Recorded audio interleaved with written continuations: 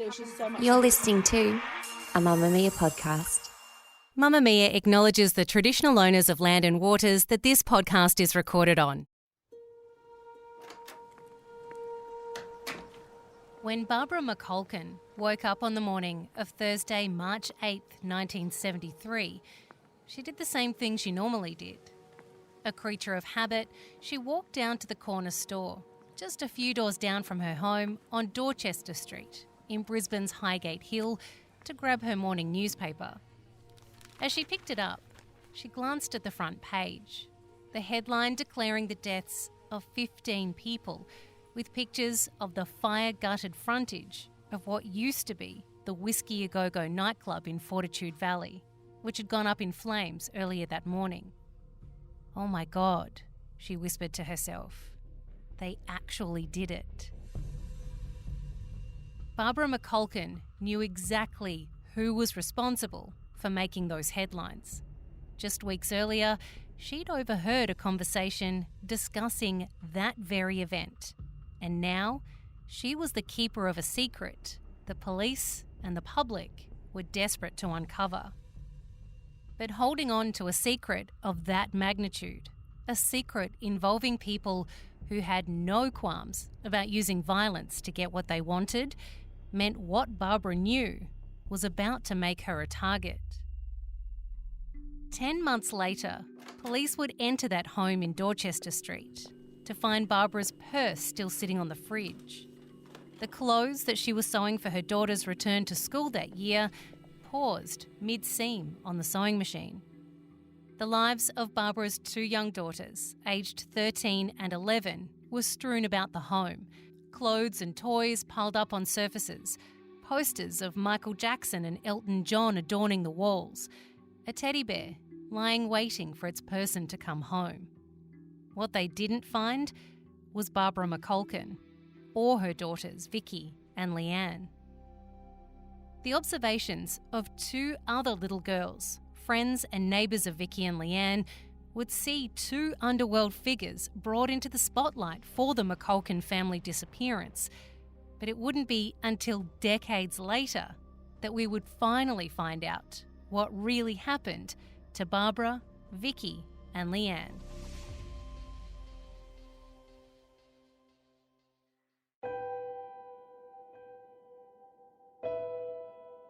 I'm Claire Murphy, and this is True Crime Conversations, a Mamma Mia podcast exploring the world's most notorious crimes by speaking to the people who know the most about them. The notorious Whisky Au Go Go nightclub fire in Brisbane in 1973 left behind questions that remain unanswered to this day. Who was really behind it? Who was there that night? Why did 15 people have to die? And did it go beyond just criminal activity to include corrupt police too? But the deaths of 15 people that night wouldn't be the only ones linked to the blaze. When the McCulkins, 34-year-old Barbara, 13-year-old Vicky and 11-year-old Leanne went missing in 1974, the investigation into their disappearance would find very little. But a confession from another criminal many years later would send two men to jail and again cause the convictions around the Whisky Au Go Go fire to be questioned. Matthew Condon is a prize-winning Australian novelist and journalist whose most recent book, The Night Dragon, details the Whisky Au Go Go series of events. He's also the host of Ghostgate Road, a podcast that touches on some of the identities tied into the Whisky Au Go Go conspiracy. He joins us now.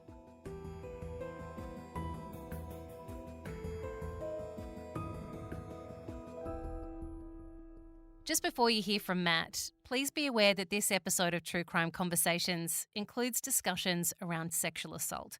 Listener discretion is advised.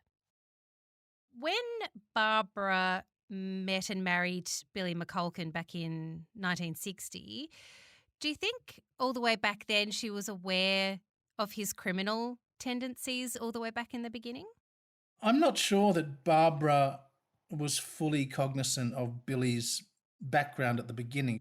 She was from a Maryborough, which is sort of northwest of Brisbane. a simple life, a happy girl with lots of brothers. As far as I can understand, this is a mystery in the story. I understand she first met Billy possibly when she was working in a cafe in downtown Maryborough when she was very young. I'm talking 16, 17. Billy McCulkin, of course, there's no beating around the bush about this. He was a thief, he was a thug, he was an alcoholic, and I'm not sure whether Barbara understood the full magnitude of what she was stepping into with him. He was connected, he was linked in with Vincent O'Dempsey and other criminals in that milieu in the Brisbane region, southeast Queensland in the 60s, but they grew to become very heavy gangsters.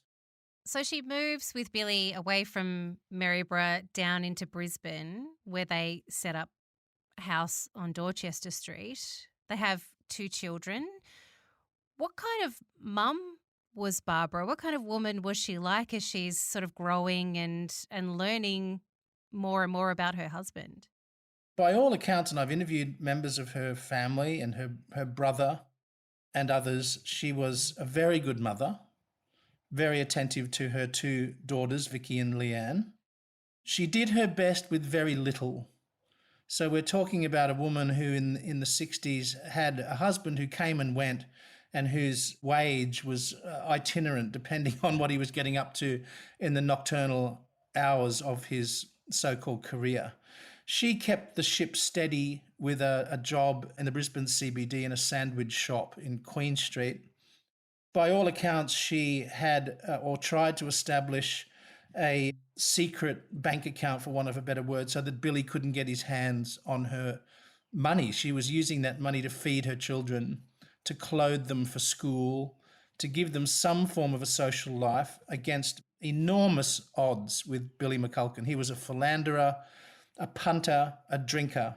So, she had genuine concerns about sustaining the family itself. They had a rental up on Dorchester Street in Highgate Hill, which for those who don't know is a sort of South Brisbane, just across the river from Brisbane CBD. It wasn't much to call home, let me tell you. It was a little old Queenslander on stumps on a steep block. When I was researching my podcast about this and the Whisky Au Go Go, Ghostgate Road, I drove past 6 Dorchester Street hundreds of times because to me it's the sort of epicenter of the beginnings of this tragedy. So while Billy was there with the family in Dorchester Street, it's reported that he would often have his criminal counterparts, his inner circle, often come to the house and spend time with him there. I imagine Barbara would have seen and overheard quite a lot during the conversations that would have been had in that little house. Yes, she did. It was a very small house. It had, those thin VJ boards that are traditional in older Queenslanders. Billy was nocturnal, if you like. This was, part of his trade was to work at night with his so-called mates. He had a lot of them coming in and out. It was like a nightclub in a sense for the criminal associates of Billy McCulkin. That included Vincent O'Dempsey, Gary Dubois, John Andrew Stewart, and a host of others who would come and go. They would shoot the breeze, drink, play cards, plot, plan. And, for anyone familiar with that great American TV drama, The Sopranos, it's absolutely not far from the truth. These men would come together and work out, how are we going to earn a quid tomorrow? What's the plan for tomorrow? Where can we get some easy money? And they did live day by day, week by week, with petty scams and all manner of things. And, Barbara was an intrinsic part of that household. She held it together single-handedly. She had 2 young girls going to school. Try and imagine this. She was trying, on one hand, to balance a successful life as a mother, mothering her children and giving them the best she physically could. She would take them, for example, on the weekends to the roller skating rink across the river at Red Hill. So she tried to factor in enjoyment and moments of happiness for her kids. Simultaneously, there's a life going on in that house that it has everything to do with criminality, violence, theft, fraud. So to try and think of those 2 disparate lives coexisting. It's painful to think about. So Barbara wakes up on the morning of March 8, 1973 and wanders down to the corner shop to grab her daily newspaper. What happens when she reads the headlines that morning? So she goes down on that morning of March 8, which was a Thursday, and sees the morning headlines, and that was the firebombing at the Whisky Au Go Go, 15 people dead. And in that store, looking at the newspaper front page, she says, and this is overheard by the shopkeeper, "Oh my God, they actually did it." That comment, it opens a trapdoor. So as we were discussing with all the planning and the meetings and the people coming and going, she clearly, as indicated by that statement, if it's accurate, had foreknowledge of this string of fires that was happening in Brisbane in early 1973, culminating in the Whisky Au Go Go mass murder. In the aftermath of that news breaking and in the sort of months after, did Barbara speak to anybody outside of her husband, who I understand was with another woman at this stage? Did she speak to anybody that would make those around Billy and his acquaintances feel like she would out them as being a part of the Whisky Au Go Go mass murder where 15 people were killed? Yes, so if we look at the timeline and we focus right now on the marriage between Barbara and Billy, it's an incredibly interesting time. Things are happening in their private life and, bear some gravity on concerns about Barbara McCulkin and what she may or may not know. So what was happening in the lead up to March 8 was that Billy had been philandering, of course, and had hooked up with another woman. Barbara had essentially kicked him out of the house. He still had some clothing and personal effects at the home at Dorchester Street. But her marriage is suddenly falling apart at this very moment. And when the whiskey went up, Barbara, it appears, had some significant knowledge about, at the very least, her husband's potential involvement in that crime. There are a number of people she spoke to. There was a very close friend, a female friend of hers, and she alluded to the fact that she had significant knowledge potentially about what happened at the whiskey. There was a neighbour that she befriended, a young man. He was at 4 Dorchester Street, and they would convivially chat over the fence. Because of the proximity of these little workers' cottages in Dorchester Street, this young man, who was in a front room at the house right next to 6 Dorchester Street, had pretty much a sort of, grandstand view in terms of what he saw and what he heard of what was going on in 6 Dorchester Street. When the marriage between Barbara and Billy was breaking down, there were fights, there was, raised voices. And when Billy left, she would confide in this young man, essentially describing what was happening in her life. And she also directly said to him, Peter Nisbet, his name was, that she had enough knowledge on her husband's criminal activities to put him in jail for 30 years. So if, for example, you were a criminal associate of Billy McCulkin and indeed had anything to do with the Whisky Au Go Go, how would you view Barbara at that period? Here is a woman now newly single, living alone with 2 daughters. She's got no money, very little prospects, and word is getting around that she may be starting to talk about what she has learned in 6 Dorchester Street about this sequence of crimes that led to Australia's then biggest mass murder. So is she potentially a significant liability? Yes, she is. Who were the people who were starting to get nervous, aside from Billy, about what potentially Barbara could start to talk about? Well, what you're asking is one of the enduring mysteries of the Whisky Au Go Go, for example, that we've discussed.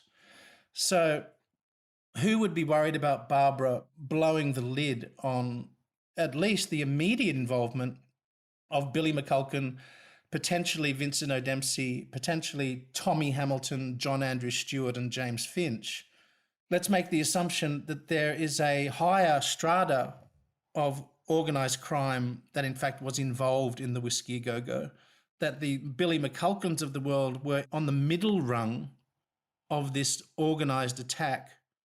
Who was higher up the ladder that was overseeing not just the orchestration of the firebombing, which went terribly wrong and left 15 people dead, but who was then overseeing shutting down people who knew too much? We don't know. We can only make assumptions about who that might be.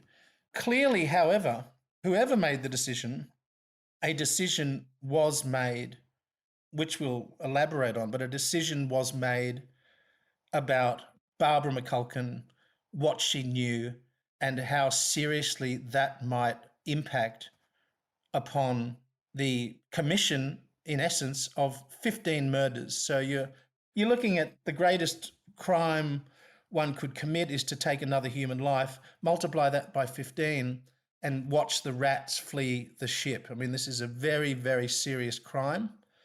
And if they have to cut off any avenue that may be dangerous and may lead to arrests, then they'd have to go ahead and do that. So Barbara's walking around with this knowledge and she's making it clear to at least some people around her that she might be willing to talk and maybe ruin some of those lives that we're talking about. And so in January 1974, 10 months after the Whisky Au Go Go fire, some of those in Billy McCulkin's inner circle stop by and visit Barbara. What happened on that day, January 16, 1974? Okay, it's a very, very significant date. And if we put it into context, this was literally a week before the great 1974 Brisbane floods, the cyclone that came bearing down from the north, record levels of flooding just a week after the 16th. And that's important for another reason, which we'll talk about. So on the 16th, in Dorchester Street, there was a little friend of Vicky and Leanne's across the road, and she was having a birthday party. And, you know, very exciting for these young girls. They're still on school holidays, about to go back to school at the end of January. And the birthday party is arranged for that night, and they're excited. There's going to be cake and candles and all of that sort of thing. Now, Vicky and Leanne go across the road to the party, and an orange Valiant Charger parks just slightly down the road from 6 Dorchester Street, but within sight of the house. And it's Vincent O'Dempsey and his sidekick, Gary Dubois, who have dropped by to say hello to Barbara.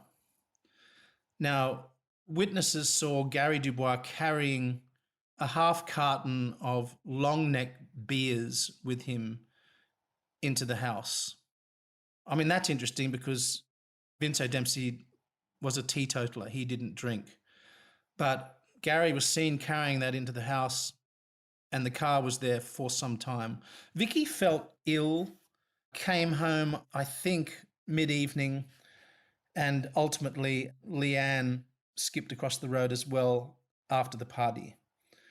Now, what happened from that point is sketchy might be the wrong word, but there was the proposition, certainly in court cases decades into the future, that there was an offer from Vincent O'Dempsey to take Barbara and the girls on a little drive in the car.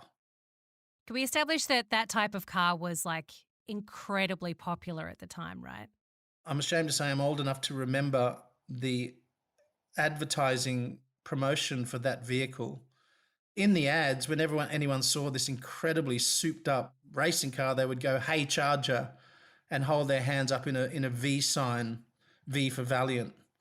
And an incredibly popular campaign, especially with children. You know, it was a 2-door, very souped up vehicle, very powerful vehicle.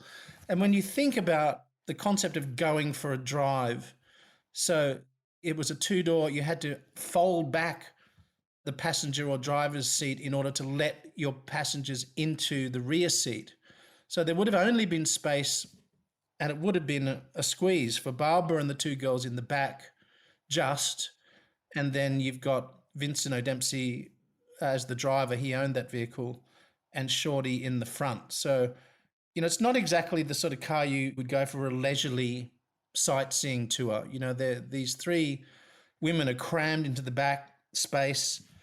I mean, I just find it incongruous that, given it was late at night, given in the lead up to the great floods the following week, it was probably raining. I'm just wondering if there wasn't more pressure put to bear on Barbara than we know to get her into that vehicle. I mean, if she had felt there was any threat to her children, I have no doubt she would have fought with her life to protect those kids. So somehow they were cajoled into getting into the back of that car. And that was quite literally the last time anybody saw Barbara and her two daughters. Who reported them missing to police, and how long after that night did that happen? So Billy was no longer living at home. He was with a new girlfriend across the other side of the city. He was working at the time as what they called a dogman on a building site at 444 Queen Street in the city. A dogman is an individual who assists with the operation of cranes and chains and all of that sort of stuff. And he had told Barbara early in the week that he was going to pop by on that night, the night they disappeared. What did he do? He went across the road to the National Hotel and other of his favourite pubs, the Port Office Hotel, got drunk, never made it. So we're now entering the next day, which is a Friday. He goes to work and goes over to the house after work. What he finds is the front door locked, no Barbara or the children. He claims that he smashed a window pane on the door in order to get in. He claims that when he went in, he found the girls' pet kittens locked in the laundry. There were photographs of the inside of the house taken by police, attended to the trial of Vince O'Dempsey in decades forward in time. The house is frozen in time in those photographs. So what you see in the lounge room, for example, is an old sewing machine set up with a dress still under the needle. Barbara was making clothing for her daughters. The light of the sewing machine was still switched on. It just looked like Barbara had pushed the chair back while she was sewing, pushed the chair back, and it was just left exactly as it was. It is quite literally frozen in the moment Barbara and the girls left 6 Dorchester Street. Billy reportedly was panicking. He ran into one of the little girls from across the road, the ones that had had the party. Billy asked that child, "Have you seen Barbara and the girls?" And she said that she hadn't seen them since the 16th. Billy said, "Was anyone at the house?" And the little girl said, "Yes, Vince and Shorty Dubois." She had been introduced to them by Vicky and Leanne, to Vince and Shorty. And 2 days later, when Billy asked her, she says, yes, a man called Vince and Shorty were at the house that night. This enrages McCulkin. He alleges he doesn't drive, so he was catching cabs and catching buses, and he eventually had to ask for the assistance of a friend to drive him around all of these places in Brisbane he thought Barbara might be. And that happened. But the thought of O'Dempsey and Dubois being at the house, it's impossible to tell whether Billy McCulkin was lying, was being genuine in these police statements he initially made about the disappearance of his wife and girls. I think he knew a lot more than he let on. He was playing the grieving husband and the grieving father. It just doesn't ring true to me, the statements he made to the police. But so what happens, unfortunately, is that Billy allegedly goes to the police at South Brisbane and says, "Look, my wife and daughters are missing." It's not taken seriously. Then, of course, the following week, you have these epic Brisbane floods, which swept across the city. People died. It was an historic moment. by the time all of that had receded, that natural disaster, the story of Barbara, Vicky, and Leanne had been swept away with the floodwaters pretty much. No one was interested. It wasn't in the newspapers. And it wasn't until several weeks later that there was a report in the Courier Mail about this missing mother and her two children. Now, by now, the distance between January 16 and the actual event was 2, 3, 4, 5 weeks beyond when it happened. So every day that passes is a disaster for a proper investigation, let alone every week. Now, when I was researching this story, I interviewed a police officer who was not on the initial investigation but was summoned to re-investigate the McCulkin disappearances in the late 1970s. And he told me this. The first thing he did, of course, which is natural enough, is to go and grab the McCulkin missing persons file out of the files, which he did. In the folder, he found, I think, 2 A4 sheets of paper. Nothing had been done. And he found the rolls of film of a police photographer that had gone in at some point and taken photographs of the scene. And they're the photographs I described to you earlier about the sewing machine and the girls' bedrooms. And those films had not even been developed. So you were talking about a crime in 1974. You're talking about a triple murder. Go forward for 5 years, and a police officer retrieves from the file crime scene photos that they hadn't even bothered to develop them yet. So you have to ask the question, why was less than nothing done to investigate the disappearance of a young mother in her early 30s and 2 children, given her association by marriage with known criminals and offenders? Why was nothing ever done? And that goes to the heart of this tragic tale. You're listening to True Crime Conversations with me, Claire Murphy. I'm speaking with novelist and journalist Matthew Condon about the murder of the McCulkins, Barbara, Vicky and Leanne.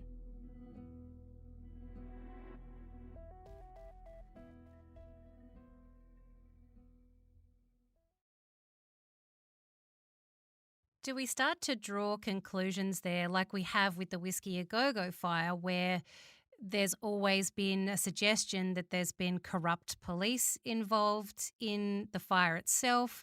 Could we also draw a conclusion that the police who were maybe involved in the Whisky Au Go Go fire also don't want to draw extra attention to it, and by investigating Barbara's disappearance, perhaps that would do that? I don't think there's any doubt, and I think with the benefit of now of significant hindsight, you can see that anyone who tried to unpick the McCulkin disappearances would suddenly be lifting the lid on the Whisky Au Go Go tragedy. There is no question about that.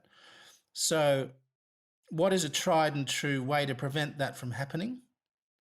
It's a go slow tactic, as in do nothing. As this officer I interviewed discovered firsthand when he went to reinvestigate. So let the dust settle. The passage of time will take care of things. And most certainly for decades that worked with the McCulkin case. What did that officer find in that second investigation? Did anything come of it? He worked very diligently with his police detective partner, Trevor Maneri. They did an extraordinary job. They went and re-interviewed people, collated fresh statements. This officer was convinced that somehow O'Dempsey and Dubois were involved in what now looked most certainly like a triple murder. And in late 1979, thanks to the work of these officers, Vince O'Dempsey and Gary Dubois were indeed arrested and charged with the murder of Barbara McCulkin and Vicky and Leanne McCulkin. Now, when that finally got to court in 1980, the Crown prosecutor of the day made a decision that there was not enough evidence to move forward with a successful prosecution. So those charges were laid aside, and O'Dempsey and Dubois were free to go. You might look on that decision with horror, and there is every reason to be skeptical and to eye that decision with great suspicion. Now, by accident or design, who knows? But if those men had been charged with the McCulkin murders and found not guilty, under the double jeopardy rule, they could never have been tried on that offence again. So, given the charges were laid aside, that meant in theory, and most certainly legally, that who knows in the future, if ever enough evidence was collated, those men could legitimately be charged again with that offence. And that's the way it transpired. Well, let's find out how that actually happened, because we're talking decades later. Vince and Gary Dubois have gone off and had their own twisted lives, still doing what criminals do. What actually led them back to court? It's a very good question.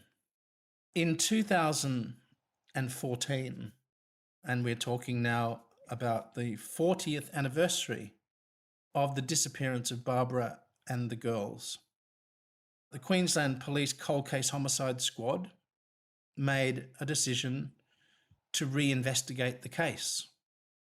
And one of those officers, an incredible detective by the name of Virginia Gray, was put on this case, and they've essentially started from scratch. Now, theoretically, if you stand back and look at that decision 40 years after this alleged triple murder, you would wonder what would there be left to knit together.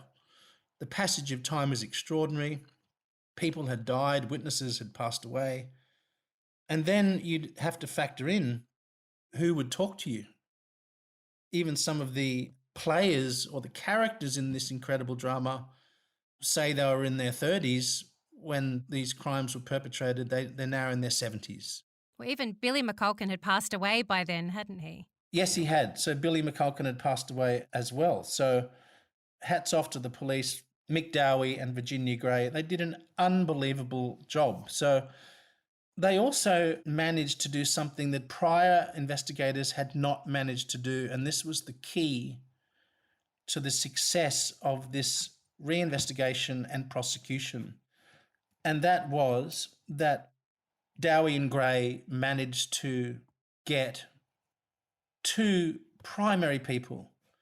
One was Peter Hall, who was formerly a member of the Clockwork Orange gang in Brisbane and a good friend of Gary Dubois and others, and Warren McDonald, who was essentially Vince O'Dempsey's apprentice in the making, if you like, in the 90s and onward. The investigators managed to get them to become Crown witnesses in this. They turned over, and I feel with extraordinary bravery, stood up against that code of silence, and they broke it. The extraordinary thing is that Peter Hall has been a successful businessman in his own right in New South Wales and nurtured a family and turned his life around a long time ago. And the same with Warren McDonald. He is an extraordinary character, an incredible character. And he himself has become a very successful businessman in Southeast Queensland as well. So it was those two critical witnesses that turned the case around in this instance.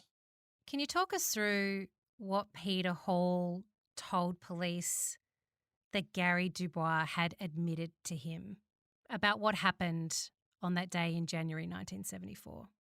He lived in Brisbane.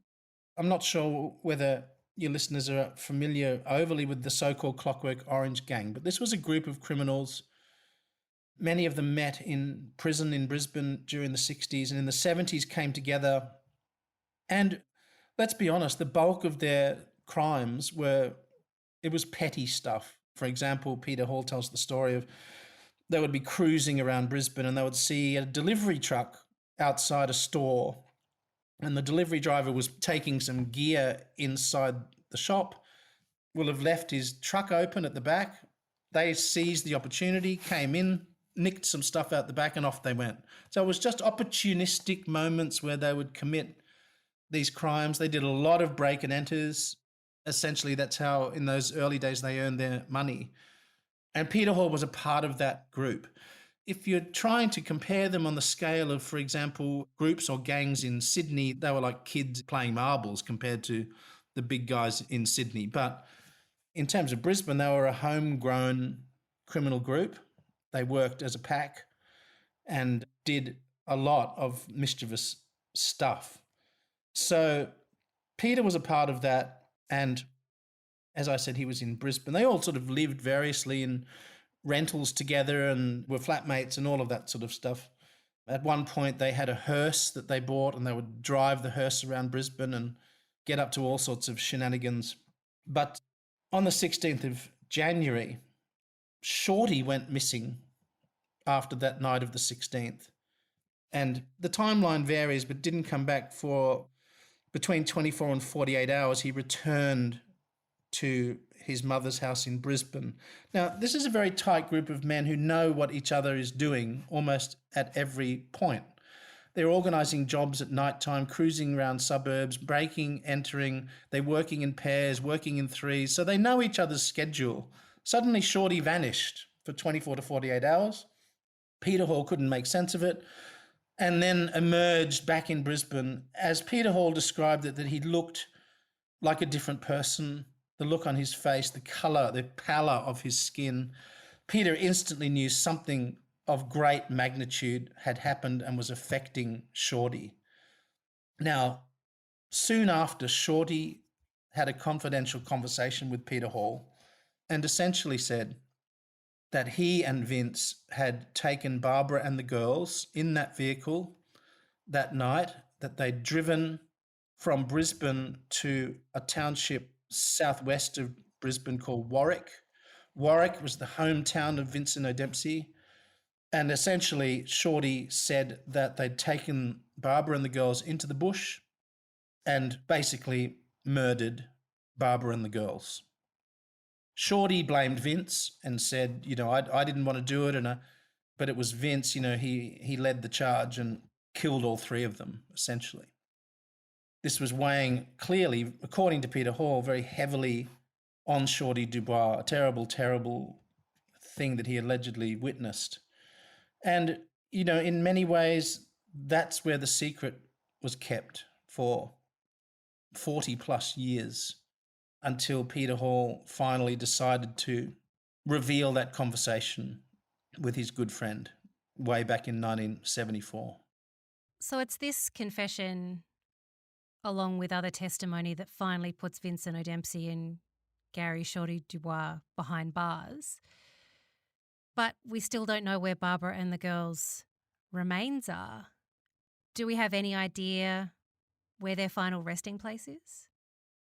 If only we knew for the family. But one of the stories that Shorty told Peter as well was that in the bushland, they had the party, as in Vince, Shorty, Barbara, and the children, had crossed a creek or a watercourse. There appeared to be willow trees in the vicinity, that they'd then gone up a track, like a rise for maybe 500 to 700 meters, and that they stopped and Barbara was raped, as were the girls, and they were murdered. Shorty further told Peter Hall, he said the most horrific sight, he told Peter Hall, was when the sun came up and the bodies were there, and effectively said they had buried the bodies. So, this could be anywhere, and I myself have looked with the assistance of locals in Warwick, and there are people, I can tell you, to this day in the Warwick region still trying to piece together that limited bit of information about the creek, the willows, the rise through the bush, trying to approximate where it could possibly be. Now, there was an interesting piece of information that came out about a sighting of the orange charger on the morning of the 17th of January at Warwick. and that the car had been parked behind the Glengallen historic mansion outside of Warwick. It's now a restored homestead. At the time of the murders of 1974, it was in rack and ruin, and in fact had been used for decades by local teenagers to go and take alcohol and have a party in the house and in this ramshackle house. And in fact, I received information from people that Vince O'Dempsey, as a teenager, had gone there many times. So the sighting from a local dairy farmer was that he believed he saw the Charger parked behind the Glengallen house that morning, and then later in the day it was gone.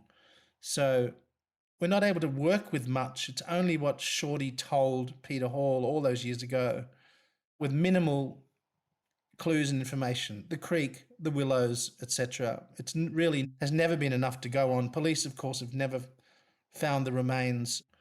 And the only people, obviously, that know specifically were Shorty Dubois and Vincent O'Dempsey. Queensland was a relatively early adopter of no bodies, no parole legislation. So Vincent O'Dempsey has zero chance of parole without giving up where those bodies are located. Stories came to me through the years of the fact that, and this is distasteful, but perhaps the bodies were destroyed by fire and the ashes disseminated across a wide area.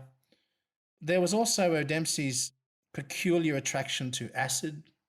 This is evidence from friends and associates of his through the years. So, unfortunately, I don't think they'll ever be found. Have Vincent O'Dempsey or Gary Dubois said anything after being convicted, after the search for these remains continues? Have they ever spoken out about any aspect of their involvement in the disappearance and murder of Barbara and her daughters, Vicky and Leanne? Yes, with Vincent O'Dempsey, whose saying since he was a young crook was loose lips sink ships. So he's ordinarily never spoken, but he has spoken on 2 occasions, albeit minimally. At the most recent inquest into the Whisky Au Go Go, he again denied any involvement in the murder of Barbara, Vicky and Leanne McCulkin. Most significantly, on the day of his sentencing for the conviction of the murder of Barbara and the girls, which was 2017, on his sentencing day, and I was sitting there in the court behind the glass dock with him and Dubois in the dock, O'Dempsey's lawyer stood and addressed Justice Peter Applegarth and said, "Your Honour, my client would like to say something." And everyone was like, "You've got to be joking." Not only was it odd, given it was during the sentencing hearing, not during the trial, not during any previous court matters. He'd been found guilty by a jury of his peers of a triple murder. Some time had elapsed to the sentencing hearing, and he decides at the sentencing hearing, when he's in fact a convicted murderer, that he wanted to profess his innocence. So he stood, I saw it in his hand, he had written some notes on what looked to me like an Aldi supermarket brochure that had fallen out of a newspaper. And he jotted notes in the little margins of this piece of paper. And he essentially stood and predictably said, "I didn't murder Barbara and the girls. I had no reason to murder them whatsoever. And also I had nothing to do with the Whisky Au Go Go." Now, this stopped the court dead in its tracks because, in essence, no one had asked him about the Whisky Au Go Go. So here he was denying any involvement whatsoever when, in fact, he wasn't asked. Now, Peter Applegarth decided to challenge O'Dempsey on this point. With transcripts and binders and folders in front of him, Justice Applegarth, and I'm paraphrasing him, essentially said, "Well, according to the evidence before me, I beg to differ on that point that you've just made about the Whisky Au Go Go, because there was plenty of material that I have that I did not allow into the murder trial for it to remain fair for you, a fair trial. But now that you're convicted, I can mention this. He said, to my mind, there is enough evidence to indicate that you did have a part in the Whisky Au Go Go firebombing. Now, that triggered the government. The next morning, the government announced the new inquest into the whiskey, but it was only because Dempsey stood and spoke, something he's never done, and perhaps there's a very good reason he's never done it, because look what happened when he stood at his sentencing hearing. It triggered an entire new investigation into the Whisky Au Go Go.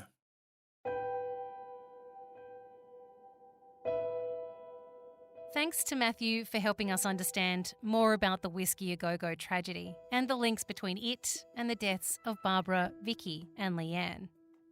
True Crime Conversations is a Mamma Mia podcast hosted by myself, Claire Murphy. Our executive producer is Gia Moylan, with assistant production by Tahli Blackman. Our audio design is by Scott Stronach. Thanks so much for listening. I'll be back next week with another True Crime Conversation.